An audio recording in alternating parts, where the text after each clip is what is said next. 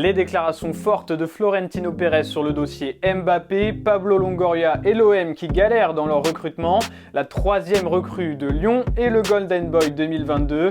On en parle tout de suite dans notre journal du jeudi 16 juin.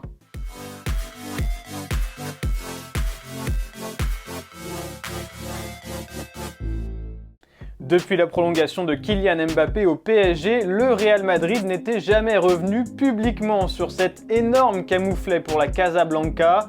D'abord trop occupé à célébrer la 14e Ligue des Champions de son équipe, Florentino Pérez a pris le temps avant de choisir ses mots et c'est finalement dans l'émission El Chiringuito que le président madrilène a décidé de s'exprimer et il ne s'est pas montré tendre envers l'international français.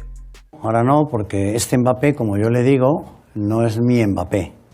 Ahora. Ce Mbappé n'est plus mon Mbappé, une phrase forte de Pérez qui a affirmé que la star du PSG avait craqué sous la pression politique du Qatar, mais aussi de la France. Pour rappel, Emmanuel Macron a appelé Kylian Mbappé pour le convaincre de prolonger, du jamais vu selon le patron du Real Madrid, qui n'imagine pas par exemple le roi d'Espagne appeler un autre joueur. Un appel qui a eu beaucoup d'influence selon lui et qui a fait oublier à Mbappé son rêve de toujours, celui de rejoindre le Real Madrid. Mais Florentino Pérez n'a pas totalement fait une croix sur Mbappé. La porte est toujours ouverte à tout joueur qui comprend ce qu'est le Real Madrid et que personne n'est plus grand que les autres, a-t-il lâché en ajoutant que beaucoup de choses pouvaient changer en 3 ans. 3 ans comme la durée du nouveau contrat de Kylian Mbappé avec Paris. Le PSG peut déjà s'y préparer en 2025 et sans doute même avant. Le Real Madrid sera toujours à l'affût pour le natif de Bondy.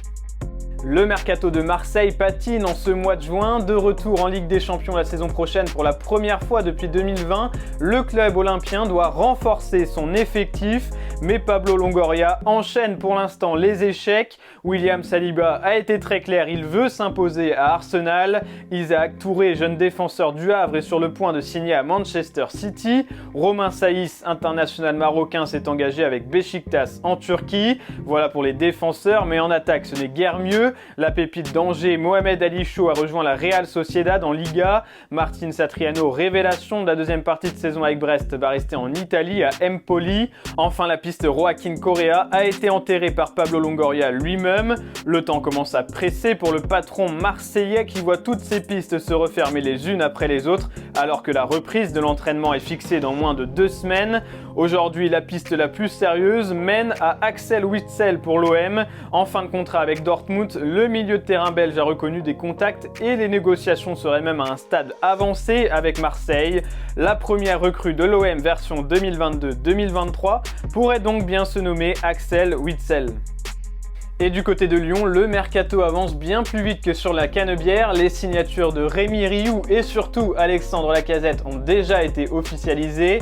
Et en attendant le possible retour de Corentin Tolisso, Lyon tient déjà sa 3e recrue. Jean-Michel Aulas l'a annoncé hier soir sur beIN Sport. Johan Lepenant, milieu de terrain de 19 ans évoluant à Caen en Ligue 2, a déjà signé son contrat. International U20 avec l'équipe de France, il a récemment remporté le tournoi de Toulon avec les Bleuets. La liste des 100 finalistes pour le Golden Boy 2022 a été dévoilée par le journal italien Tuttosport qui remet chaque année cette récompense. Pour rappel, le trophée honore le meilleur joueur de moins de 21 ans évoluant en Europe. Réputé pour sa formation de jeunes joueurs, la France est particulièrement bien représentée. 16 joueurs sur les 100 sont français, à l'image de Ryan Cherki, Hugo Ekitike ou encore Tanguy Kouassi, mais surtout Eduardo Camavinga qui est le favori pour l'emporter après avoir gagné la Ligue des Champions avec le Real Madrid au terme d'un parcours brillant.